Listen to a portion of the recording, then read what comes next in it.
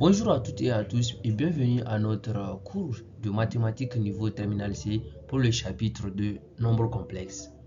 Nous allons commencer par la première leçon intitulée Nombres complexes, forme algébrique, représentation, module et argument. Avec votre encadreur Haruna Mukaji Mohamed Salozi que vous pouvez contacter notamment à travers son numéro WhatsApp. Toutefois, vous pouvez également contacter Tarbiya Online à travers notre mail ou aussi allez-y directement sur notre site où vous allez profiter des divers documents que nous mettons en place et des conseils également. Dans cette leçon, nous allons d'abord commencer à faire une présentation d'un corps de nombres complexes. Donc, notamment à travers une petite activité qui nous permettra de voir quel est le problème lié au nombre complexe et également nous allons faire une petite présentation de nombres complexes. En deuxième partie, nous allons voir la forme algébrique ou cartésienne des nombres complexes, notamment à travers une définition, quelques règles de calcul et également nous allons présenter le conjugué de nombres complexes. En troisième partie, nous allons voir la représentation géométrique des nombres complexes. Bon, d'abord, une petite représentation et aussi nous allons parler des notions d'affixe et image des nombres complexes. Et en dernière position, nous avons le module argument des nombres complexes. Donc nous allons commencer par le module des nombres complexes et également en dernière position l'argument d'un nombre complexe. Et il faut noter qu'à la fin, il y aura un exercice d'application. Bien, je vais dire des exercices d'application. Dans ces exercices, nous allons pouvoir appliquer les notions apprises dans cette leçon. Sans plus tarder, nous allons commencer par la grande partie, la première partie qui est la présentation des nombres complexes. Sans plus tarder, nous allons commencer par cette activité qui nous demande de résoudre dans R les équations suivantes.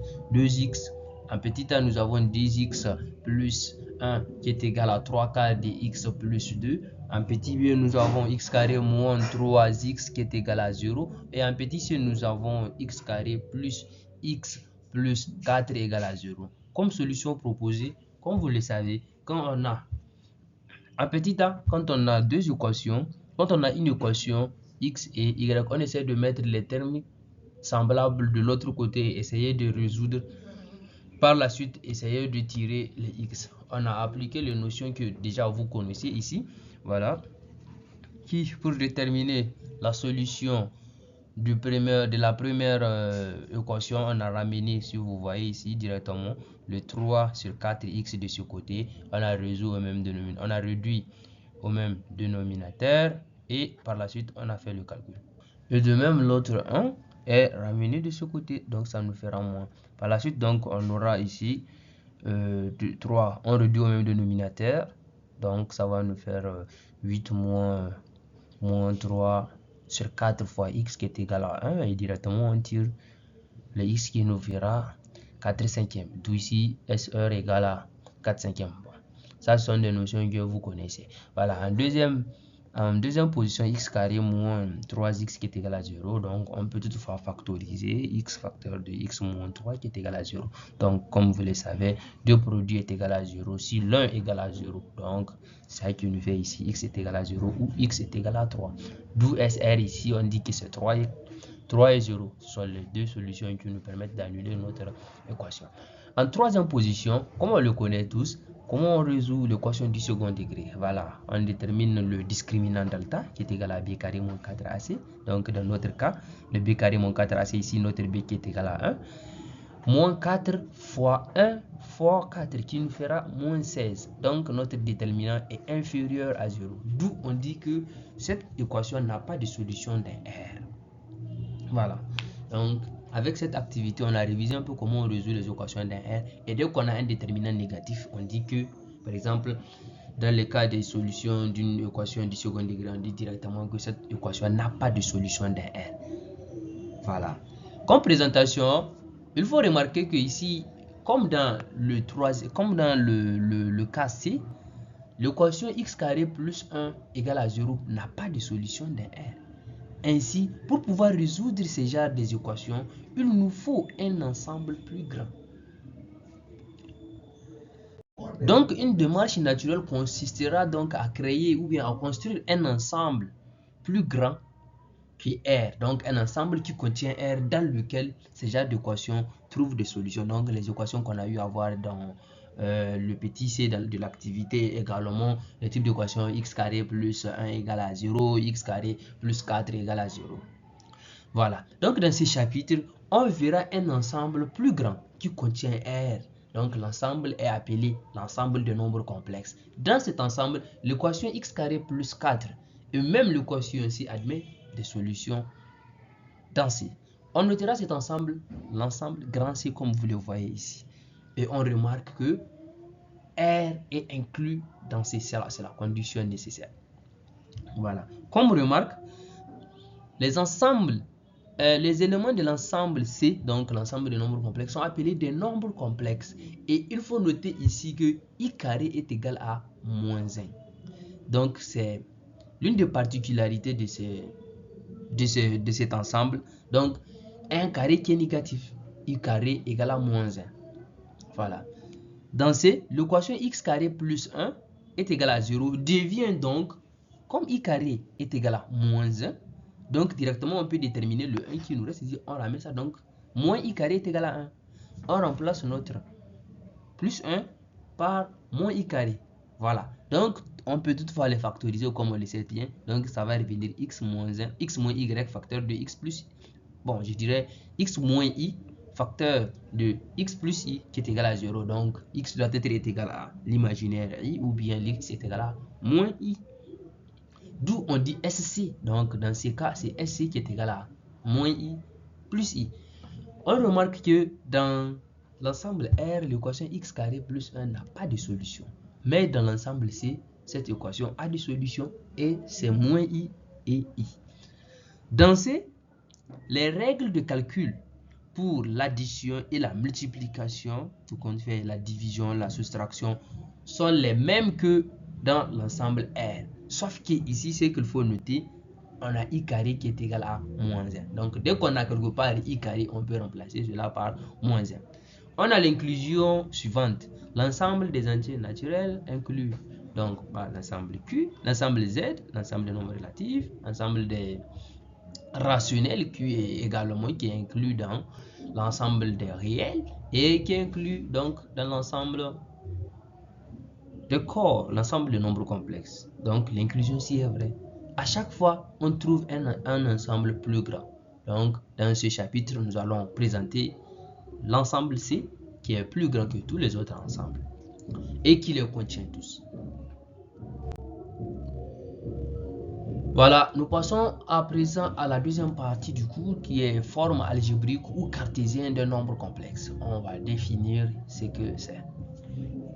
Tout nombre complexe Z s'écrit de manière unique. Z est égal à A plus IB, où A et B appartiennent à R et I carré est égal à moins 1. Voilà, j'ai mis cette expression en rouge pour que ça attire votre attention. Donc, dès que vous avez I carré est égal à I carré, on peut remplacer la par moins 1. C'est la particularité de ce corps de nombres complexes. Et de façon générale, l'écriture de nombres complexes dans l'écriture d'un nombre dans un ensemble de corps dans un ensemble de nombres complexes s'écrit de la façon unique et c'est la suivante. Z est égal à A plus IB. Donc il faut noter que les A et les B doivent appartenir à R. Voilà. Donc A plus IB c'est la forme algébrique ou on va dire c'est la forme cartésienne de Z. Donc l'ensemble de nombres, le nombre complexe Z, sa forme algébrique c'est A plus IB. On dit que A est la partie réelle de Z parce que A n'a pas de I. Dans l'écriture de la forme algébrique, on a A qui est seul et A appartient à R. Donc A c'est la partie réelle de notre nombre complexe et elle est notée RE de Z. RE de Z est égal à A. De même, B est la partie imaginaire de B. Et on note la partie imaginaire là, IM de Z qui est égal à A, IMZ est égal à B. Voilà, donc il faut noter que le nombre complexe s'écrit d'une seule manière. Il est constitué de deux parties. Une partie qui est réelle, donc la partie qui n'est pas accompagnée d'I, et une partie qui est imaginaire, qui est la partie accompagnée d'I. Et il faut noter aussi que les A et les B doivent appartenir à R. Bon, Nous avons ici quelques exemples de formes algébriques, partie réelle et partie imaginaire. Notre Z2 par exemple, notre Z1 qui est égal à 2 plus 3i. Voilà, donc on remarque ici que on peut directement déterminer la partie réelle RE de Z, c'est la partie qui n'est pas accompagnée de i. Donc c'est 2, c'est la partie réelle, et la partie imaginaire, c'est 3. Donc ici, il faut noter que si on dit partie imaginaire, c'est pas qu'on va accompagner ce qu'on va dire de i. Non, non, non. On remarque, on regarde la partie qui est accompagnée de i. Et c'est le nombre en question sans i qui est la partie imaginaire de notre nombre complexe. Voilà, c'est ce qu'il faut noter ici. Voilà. Maintenant, on passe au deuxième cas. Z de 2 est égal à Z2 égale à moins 1 moins i. Donc dans ces cas, on applique la même chose. C'est la partie réelle, c'est la partie qui n'est pas accompagnée de i. Donc c'est moins 1. Et la partie imaginaire, c'est la partie qui est accompagnée de i. Donc dans ces cas-là, on a moins i. Donc comme on ne peut pas dire moins 1 fois i, donc on dit moins i directement, on remplace, c'est moins 1. À présent, nous avons une remarque très importante. Soit z est égal à a plus ib. Si a est égal à 0, donc si notre partie réelle du nombre complexe z est égal à 0, alors z est égal à ib. Voilà. Donc du coup ici on dit z est le produit d'un nombre réel par i. Donc c'est la partie imaginaire. On dit donc que z appartient à l'ensemble i fois r. Voilà. Comme on a dit que nos deux nombres a et b doivent appartenir à R. Voilà. De même, parce que le nombre complexe est composé de deux parties A, la partie réelle et la partie imaginaire. Donc notre partie réelle A et la partie imaginaire doivent appartenir à R. Sauf que de l'autre côté, notre B sera multiplié par I. C'est ça qui les rend comme nombre complexe. Voilà. Qui est un ensemble. Donc l'ensemble I fois R est appelé l'ensemble des imaginaires purs. Donc I, R est égal à l'ensemble des nombres complexes appartenant à C, tel que la R partie réelle, ZE est égal à 0. Donc ça, c'est leur ensemble. Dans ces cas, on appelle Z un imaginaire pur. Voilà, je l'ai mis en rouge pour attirer votre attention. Voilà, dans ces cas-là, si notre A est égal à 0, donc on va dire que notre Z est un imaginaire pur. L'autre cas, si b est égal à 0, alors z est égal à a. Donc là, z est constitué d'un nombre réel. On dit que z appartient à R. Dans ce cas-là, z est appelé un nombre réel. Voilà, comme on le connaît tous. Nous allons passer à quelques règles de calcul. Donc ce sont des petites règles, si je peux le dire, la somme des nombres complexes, la soustraction, le produit également. Voilà, soit z est égal à a plus ib et z' est égal à a' plus ib'. Donc nous allons faire la somme, la soustraction et également le produit. Voilà. En ce qui est de la somme, z' est égal à a plus ib. Donc on remplace déjà les z et les z' par leur valeur. Donc nous avons z par les expressions, je veux dire. Donc ça va faire a plus ib plus a' plus ib'. Donc là on va essayer de mettre les termes semblables en même temps. Donc nous avons de ce côté, ça va nous faire a' plus i facteur de b plus b'. Il faut noter ici que la somme d'un nombre complexe, de deux nombres complexes donne un nombre complexe. Le produit de deux nombres complexes donne des nombres complexes exactement. Donc voilà. Z moins Z', c'est à peu près la même notion. Donc comme vous connaissez la soustraction également, en fait, on met les termes semblables du même côté quoi. Donc les termes, on a les parties réelles ensemble et les parties imaginaires ensemble. De même, z fois z', c'est le produit. Comme vous connaissez comment on fait le produit, donc ça va faire z, l'expression de z fois l'expression de z', a fois a', n'est-ce pas? Donc là, tout a été fait, on a essayé de mettre tout ensemble. Mais pour pouvoir faire cela, on a fait a fois a', donc plus a fois ib', donc on va dire ia b', donc fois a' b i A prime B, donc ça fois ça, on a I carré qui va nous faire moins 1. Exactement. Donc, c'est ça qui a été fait. Donc, ça nous donne A prime moins B prime plus I facteur de A B prime plus B A prime. Une notion importante ici, il faut pas, c'est inutile de garder cette formule, ou bien je vais dire ces formules de façon générale. Autant faire des calculs dans chaque cas particulier. Donc il faut juste maîtriser la notion, comment ça se fait. Donc on réduit, on essaie de mettre les termes réels ensemble et on met les termes imaginaires, et comment on appelle ça, la partie réelle ensemble et les parties imaginaires ensemble. Bon, on les met en facteur multiplié par 1. Voilà comment ça se fait de façon générale.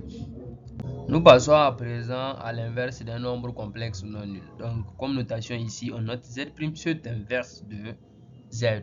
Donc, dans ce cas-là, notre Z' n'a rien à voir avec l'autre Z qu'on a énoncé dès le début. Donc, notre Z' qu'on a énoncé dès le début. Là, juste, on suppose que Z est l'inverse, Z' est l'inverse de Z pour pouvoir faciliter les calculs. Donc, voilà. Notons Z', l'inverse de Z. Donc, Z' est appelé l'inverse de Z si et seulement si Z' fois Z ou bien Z fois Z' est égal à 1. Alors, Z' est égal à 1 sur Z qui est égal à 1 sur A plus IB qui est égal à A moins IB sur A carré plus B carré. Donc là, on a multiplié l'expression ci en haut et en bas par l'expression conjuguée de Z. Mais bon, on n'a pas vu c'est quoi l'expression conjuguée. Donc, gardez seulement pour l'instant que c'est A moins IB sur A carré plus B carré. Nous allons comprendre ça par la suite. Nous allons voir aussi les carrés ou bien les puissances de I. Dans le nombre complexe, I carré est égal à moins 1. Donc 1 sur I. Là, nous allons déterminer, donc si je peux dire, l'inverse de I en appliquant exactement la notion qu'on a eu à voir ici. Donc 1 sur I qui est égal à moins I. Donc c'est exactement en appliquant la formule d'ici. Et il faut noter aussi que quel que soit K, nous avons I à la puissance 2K qui est égal à 1. Ça, ce sont des choses à garder. I à la puissance 2K plus 1 qui est égal à I. Donc, si vous remarquez, I à la puissance 2K plus 1, c'est I à la puissance 2K fois I. Donc, c'est ça qui est ici. Donc, 1 fois I, ça nous fera I. I à la puissance 4K plus 2, c'est exactement I à la puissance 4K fois I au carré. Donc, dans ce cas-là, I à la puissance 4K, c'est égal à 1 et I au carré, c'est moins 1. Du coup, ça va nous donner I à la puissance 4K plus 2 est égal à moins 1. De même, I à la puissance 4K plus 3, c'est I à la puissance 4K fois I à la puissance 2 fois I. Donc, I à la puissance 4K, c'est 1. I à la puissance 2, c'est moins 1 fois I. Donc, du coup, ça va nous donner moins I. Quelques identités remarquables qu'il faut aussi garder. Nous avons A plus IB au carré, donc Z au carré, qui est égal à A carré plus DI A B moins B au carré. Donc, parce que quand vous prenez I plus B le tout au carré, ça va nous donner I carré B carré. Or, I carré est égal à moins 1. Du coup, ça va nous donner moins B carré. Exactement. Donc, nous avons ici A moins IB au carré qui va nous donner A carré moins DIA B moins B carré. A carré plus B, A plus IB facteur de A moins IB, donc ça va nous donner A carré plus B au carré. Voilà. Donc c'est exactement les mêmes notions que dans R, sauf que ici nous avons I carré est égal à moins 1. Donc tout se fait comme dans R, sauf que I carré ici est égal à moins 1. C'est ça seulement qu'il faut garder. Voilà, nous allons passer aux quelques exemples pour appliquer ce qu'on a eu à voir. Donc, nous avons la somme des 5 moins 3i plus moins 3 plus 2i. Donc, on remet les choses qui se ressemblent, la partie réelle ensemble et la partie imaginaire ensemble. 5 et moins 3, ça va, 5 et moins 2, nous allons avoir 3 ici, moins 3 plus 2, qui nous donnera 1. Donc, moins i, qui nous donnera moins i, donc 5 plus, la somme là est égale à 3 plus i. De même, on applique la même chose ici, 1 moins 1 vont partir et ici moins 2i et plus i vont nous donner moins i. Là, ce qui est du produit, on a développé d'abord et essayé de réduire. Voilà, 5 fois ça, ça va nous fera moins 10, ça fois ça. Comme vous le voyez, le développement, comme vous savez le faire, c'est ça qu'on a eu à faire ici. Et par la suite, notons que i carré égale à moins 1, donc on va remplacer, ce qui va nous donner plus. Donc ça va nous donner moins 4 plus 16i. L'inverse de z qui est égal à 2 plus i. Z' est égal à 1 sur z qui est égal à 1 sur 2 plus i. De même, on applique directement la formule qui dit que c'est la partie, le conjugué de i sur le produit. Donc vous voyez, si vous voyez ici, on a multiplié par la même chose. Donc c'est l'expression conjuguée de z2 qu'on a multiplié pour un peu anticiper la notion. Donc ça va nous faire ça fois ça qui nous donnera 5. Le calcul de i à la puissance 2005, c'est exactement égal à i à la puissance 2005. Donc ici le but est de mettre, si je peux le dire, de mettre d'essayer de ramener les puissances qu'on nous a données là en fonction des deux cas. Donc on les ramène en fonction des deux cas et essayer de voir qu'est-ce qui vient après deux cas. Donc comme vous voyez ici, 2005 là c'est exactement 506 fois 4 plus 1. Donc c'est i à la puissance 506 fois 4. Donc c'est comme en fait ici 2k, mais notre k est égal à 506. Voilà, donc voyez. Et comme ce qu'on nous a donné ici, en haut là, les puissances de i à la puissance 2k, quelle que soit la valeur de k, c'est quoi? Ça nous donne 1. Et il faut noter aussi que i à la puissance 1 c'est i. Donc du coup, i à la puissance 2025 c'est i. Remarque importante. Soit z qui est égal à a plus ib et z' est égal à a plus ib'. Si deux nombres complexes z et z' sont égaux, donc directement on va dire que leurs parties réelles sont égales et leurs parties imaginaires de même. Donc a est égal à a', b égale à b'. De même, si z est égal à 0, alors c'est directement la partie réelle égale à 0 et également la partie imaginaire égale à 0. Nous passons à présent au nombre complexe conjugué. Donc, comme définition, soit z est égal à a plus ib. Un nombre complexe, donc z appartient à c. On appelle conjugué de z le nombre complexe noté z bar. Donc, c'est z bar. Défini par z bar est égal à a moins ib. Si notre z est égal à a plus ib, alors z bar, son conjugué, c'est a moins ib. Remarque importante. La partie réelle de z est égale à la partie réelle de son conjugué. Mais il faut noter que la partie imaginaire de z est égale à moins la partie imaginaire de son conjugué. Quelques exemples ici. On demande quel est le conjugué de nombre complexe z qui est égal à 2 plus 2 moins 7i. En appliquant exactement ce qu'on a ici, la remarque ci. Oh, nous avons ici, en appliquant la définition et la remarque, on a z' bar autant pour moi, donc le conjugué de ce nombre z qui est égal à 2 plus 7i. Voilà. Nous avons ici, la partie réelle va rester la même et la partie imaginaire on multiplie par 1 moins 1. Donc ça nous donne ça. Voilà. Nous allons aussi voir quelques propriétés de nombres complexes conjugués. Soit z et z', deux nombres complexes, et n appartient à grand N. Voilà. Nous avons ici le conjugué de conjugué. Donc z bar, c'est exactement égal à z. Comment ça se voit? Si on voit notre z qui est égal à a plus ib, si notre z égale à a plus ib, a plus ib, donc le conjugué de z, ça va nous faire a moins ib. Donc ici, ça va nous donner a moins ib. Si on prend aussi son conjugué, ça va nous donner a plus ib. Donc du coup, le conjugué de conjugué, c'est le conjugué. Le conjugué de conjugué, c'est le nombre même en question. Donc z bar est égal à z. La somme des deux nombres conjugués est égale à la partie réelle et la soustraction des deux nombres conjugués est égale à b, la partie imaginaire. Le produit de deux nombres conjugués, c'est la partie réelle au carré plus la partie imaginaire au carré.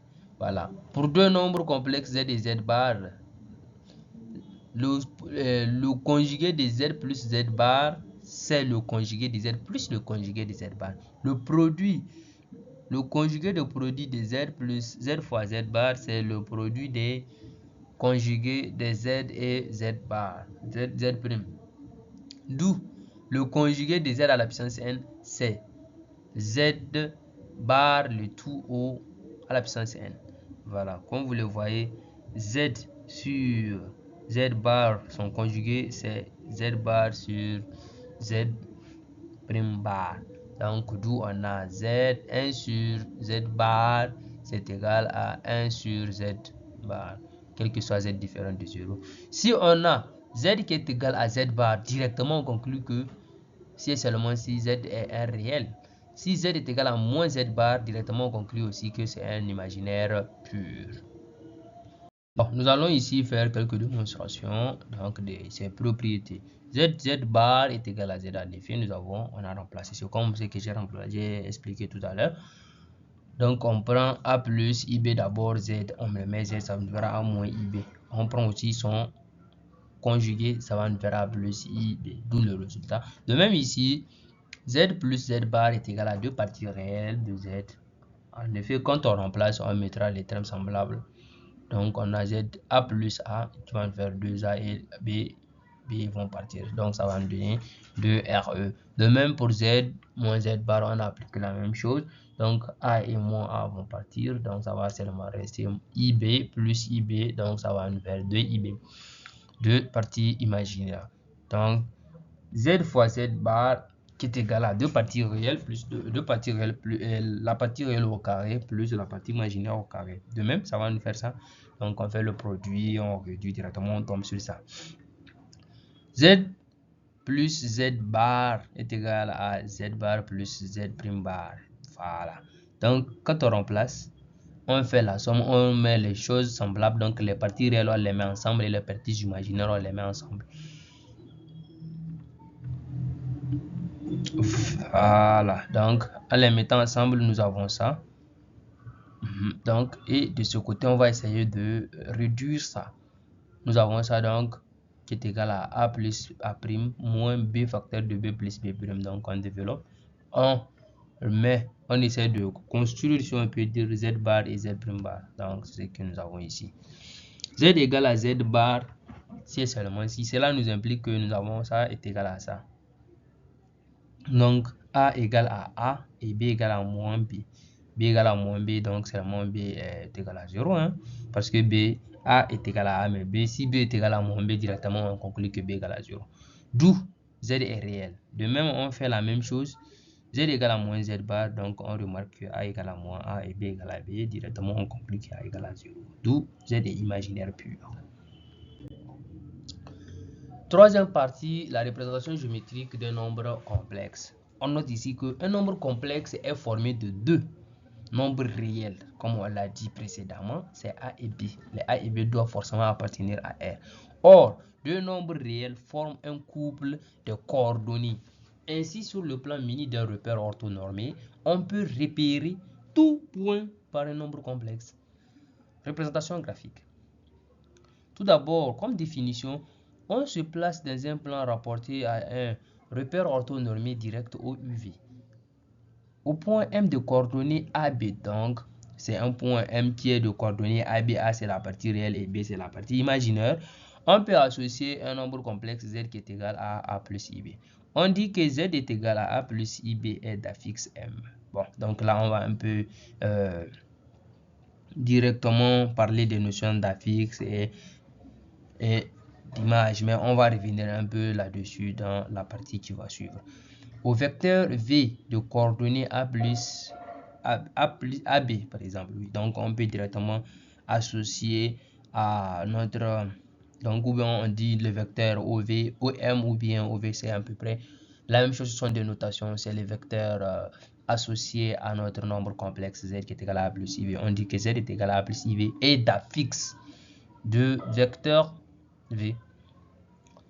Lorsqu'on repère un point ou un vecteur par son affixe dans un repère orthonormal direct, on dit qu'on se place dans un plan complexe. Donc ici, dans ces cas-là, nous avons beaucoup parlé des notions d'affixe, d'image. Donc par la suite, on va beaucoup plus expliquer ça par la suite. Voilà. Nous allons passer là par la suite à la représentation graphique même.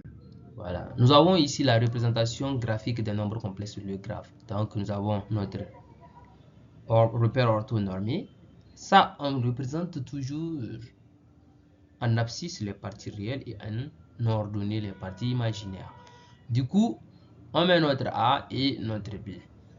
Donc, à ce point-là, nous avons notre point M qui est égal à Z, qui est la fixe de point Z qui est égal à A plus IB.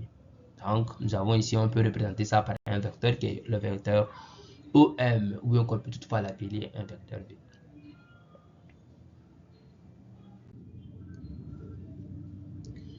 La représentation géographique, en fait, c'est exactement la même chose que la représentation. La représentation graphique, c'est la même chose que la représentation géométrique.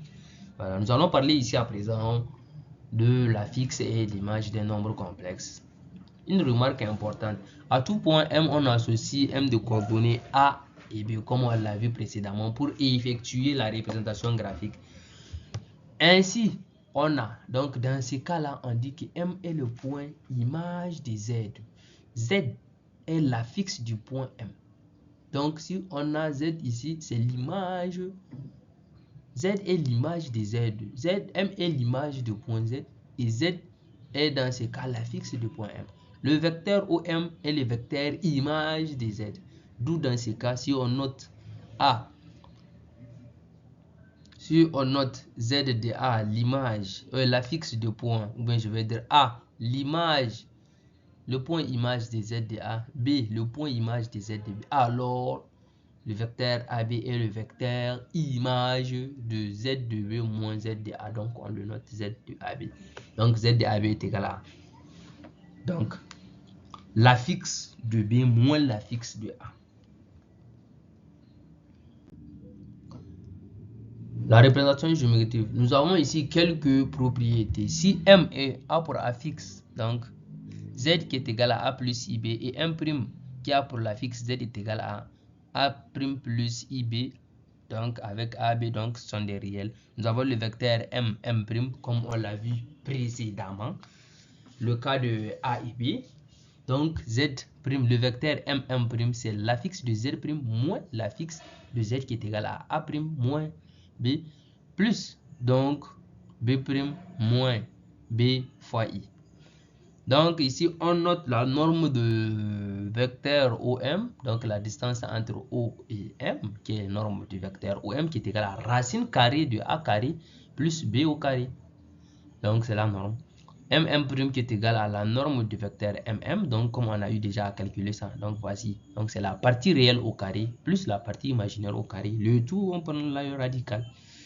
Le milieu d'un point M et M' qui a pour affixe ZI. Donc si c'est le milieu, donc on fait Z plus Z' sur 2. Voilà. Si le vecteur V a pour affixe Z et V' a pour l'affixe Z, on a V plus V' a pour l'affixe Z plus Z'.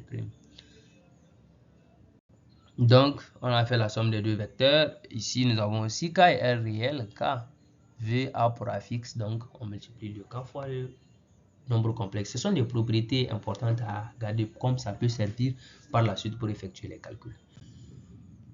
Nous allons passer à présent au module et argument d'un nombre complexe. Le module d'un nombre complexe, tout d'abord, nous allons le définir. Qu'est-ce que c'est que le module? Soit le nombre complexe Z de la forme algébrique, donc nous avons eu à voir la forme algébrique A plus IB ou la forme cartésienne, il ne faut pas oublier, et M, le point d'affixe Z. On rappelle que le module, donc bon, on appelle le module de Z le nombre réel positif qui est R, c'est la distance, si on fait la représentation géographique comme on l'a eu à faire, donc c'est la distance entre O et M qui est racine carrée de la partie réelle au carré plus B, la partie imaginaire au carré. Donc il faut noter que le module, c'est le nombre réel positif qui est égal à racine carrée de la partie réelle plus de la partie réelle au carré plus la partie imaginaire au carré. Voilà, on le note, ZR est égal à valeur absolue. Donc, on écrit module, donc 2 traits au vertical, on met Z à l'intérieur. Donc, on dit module de Z. Propriété. on a module de z est égal à 0 si et seulement si z est égal à 0. Donc, module de z prime, c'est exactement, de moins z, c'est exactement le module de z. Donc, ça se voit directement en remplaçant ici moins a au carré, qui va nous donner a carré moins b au carré, qui va nous donner encore b carré. C'est la même chose. Le module du conjugué de z, c'est exactement le module de z. Nous avons ici l'inégalité triangulaire qui est ici. Le module de z plus z', c'est exactement inférieur ou égal à module de z plus module de z'. Ça se démontre. Le module du produit, c'est le produit des modules. Si z est différent de 0, le rapport de 1 sur z bar à module, c'est exactement 1 sur module de z. Donc, dans ces cas-là, le module de z sur z' est égal à module de z sur module de z'. Z fois z'. Donc, si on fait le produit de deux conjugués, ça va nous donner quoi? Ça va nous donner exactement, si vous vous rappelez par la suite, au début, on avait dit que le produit de deux conjugués, ça va nous donner la partie réelle au carré plus la partie imaginaire au carré. Donc, si vous venez remplacer ici, vous voyez directement que c'est exactement le module de z, le tout à la puissance 2. Voilà, c'est ça ici. Z et z proportion à z. Et si z est différent de 0, 1 sur z, c'est égal à z' sur module de z au carré. Voilà comment ça se voit. 1 sur z, c'est l'inverse de z en fait. Je vous ai dit qu'on multiplie en haut par l'expression conjuguée en bas par l'expression conjuguée. Donc, on aura z' qui est égal à ici, module de z, ça se remplace seulement. Et si 1 sur z est égal à z bar, donc si 1 sur z est égal au conjugué de z, directement, on va dire que le module de z est égal à 1. Voilà, ça aussi, c'est bon. Nous allons passer à la dernière partie de notre cours qui est l'argument des nombres complexes. On définit d'abord soit z est un nombre complexe. On appelle argument de z toute mesure en radian de l'angle IOI, où M est un point image de z. Donc, on a défini qu'est-ce que c'est que point image dans le plan. L'unique valeur de θ est l'argument de z. On note donc l'argument principal qui est égal à arc de z avec grand A. Et toute autre mesure de OI, donc de l'angle entre OI et notre vecteur OM, qui est l'image de z, donc c'est, on note ça arc avec petit a. Donc il faut noter ici, si c'est la mesure principale, on met grand A, arc de z. Et si c'est la mesure, donc toute autre mesure, on note petit a, arc. Nous avons ici un petit exemple. Argument de moins 2, c'est exactement égal à pi. De même, pour toute autre mesure, on peut dire que c'est l'ensemble des mesures de moins 2 telles que c'est pi plus 2k pi. Voilà. À présent, passons à la détermination. Soit z est un nombre complexe non nul. R est égal à module de z et θ, c'est la mesure en radian de OI et OJ. Donc OI, comme vous le voyez, OI ici, je vais mettre notre plan. Donc nous avons ici, là c'est sur le vecteur I et là nous avons notre nombre complexe z. Donc cette mesure là, c'est la mesure directe en fait, comme ça. OI, OM. Donc, si je peux mettre M ici et là, O. Donc, c'est cette mesure que nous allons calculer. Donc, voilà. Si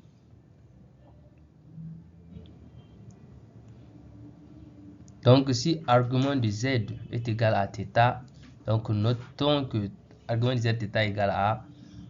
Donc, on détermine θ de façon à ce que cosinus de θ doit être la partie réelle de z, donc sur le module de z. Donc, dans ce cas, A sur R.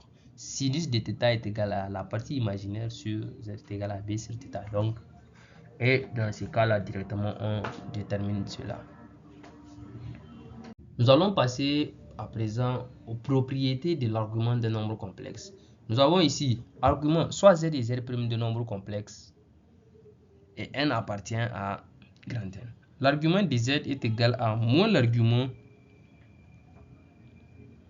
du conjugué du nombre z, du nombre complexe z. Donc, argument de z est égal à moins argument de z bar. De même, donc z bar ici est le conjugué de nombre z.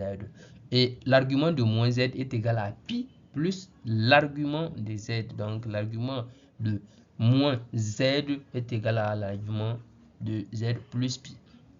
L'argument de z fois z' est égal à l'argument de z plus l'argument de z'. Donc c'est le produit des arguments ici. Z est égal à l'argument de z fois z' est égal à l'argument de z plus l'argument de z'. D'où ici l'argument de z à la puissance n est égal à, donc quand on fera la somme de n est égal à n fois l'argument de z. Donc ici nous avons argument de 1 sur z qui est égal à moins argument de z. De même, argument de z sur z' est égal à argument de z moins argument de z'. Si A est imaginaire pur, donc c'est-à-dire z appartient, donc le nombre complexe z appartient à l'ensemble des imaginaires purs qui est IR, implique que nous avons ici l'argument de z est égal à plus ou moins pi demi de pi. Donc ça dépend. Si c'est égal à le b est positif, directement on dit que c'est pi demi. Maintenant si c'est négatif, on dit que c'est moins pi demi. Modulo de pi ici, on peut toutefois trouver d'autres mesures de l'argument. Si z est un réel, donc nous allons dire ici que l'argument de z est égal à 0 si z est supérieur à 0, donc si a est supérieur à 0, et pi si z est inférieur à 0, donc z a inférieur à 0. Donc ce sont des propriétés importantes qu'il faut connaître pour pouvoir par la suite effectuer des exercices et bien d'autres. À présent, nous allons voir quelques figures qui vont nous permettre de faciliter en fait ou bien d'avoir en tête comment déterminer les arguments et les nombres complexes. Tout d'abord, nous allons voir ici sur cette figure, bien ce graphique, qui représente z. Si nous prenons z qui est égal à a plus ib directement, donc nous avons ici l'argument des z, si m est le point d'affixe z, donc nous avons c'est a plus ib, on le met ici, donc l'argument des z c'est cette mesure d'ici à là. Donc ici on va dire le vecteur u et le vecteur om, c'est cette mesure. De même, donc le conjugué de z, donc a va rester le même, c'est seulement b, donc ça revient à ce côté. Et on remarque que le conjugué, l'argument du conjugué de z c'est exactement moins, parce que c'est pas le même sens l'argument de z. Ok. Maintenant, si on prend moins z, donc c'est comme on a multiplié z par moins, donc l'argument de z c'est toute cette quantité, donc on remarque que ça va faire pi plus l'argument de z. Voilà. J'espère que ici c'est bien compris. Voilà. Et ici nous avons le cercle trigonométrique. Le cercle trigonométrique qui représente, à côté nous avons les angles et aussi nous avons les valeurs de cosinus. Donc en fonction des valeurs de cosinus trouvées, on peut directement identifier. Si par exemple dans la détermination de θ, on a trouvé cosinus, donc la partie réelle sur le modèle de z est égale à 1/2 et que le sinus également on a trouvé c'est racine de 3/2, directement on va dire que θ c'est argument de θ c'est pi, argument de z qui est θ est égal à pi tiers. Donc ça c'est la mesure principale. On peut toutefois dire que c'est pi tiers modulo de pi. Voilà, et ça se fait de cette manière ainsi de suite pour tous les autres trucs. Donc là c'est juste une façon de simplifier les tâches en voyant pour avoir l'image en tête. Voilà, nous avons ici 2 à 3 exercices d'application pour juste appliquer les notions. Donc premier exercice, il dit de déterminer seulement la forme algébrique. Troisième, le deuxième exercice ici il demande de calculer le module et par la suite enfin essayer de calculer l'argument principal. On a dit, donc on a dit principal, il faut regarder cela, donc c'est pas toute mesure qu'on trouve, donc il faut la ramener dans moins pi. Si vous avez des questions, merci de me laisser un message ou de me contacter via mon WhatsApp ou bien même directement contacter notre plateforme très bien online à travers le mail ou bien même allez-y sur le site. Ouais. Donc vous pouvez toutefois cliquer sur ce lien pour pouvoir directement être sur notre site officiel de Très bien online afin de pouvoir profiter des divers livres, cours et exercices et également d'autres conseils. Merci, on se retrouve à très bientôt pour la suite de ce chapitre nombre complexe.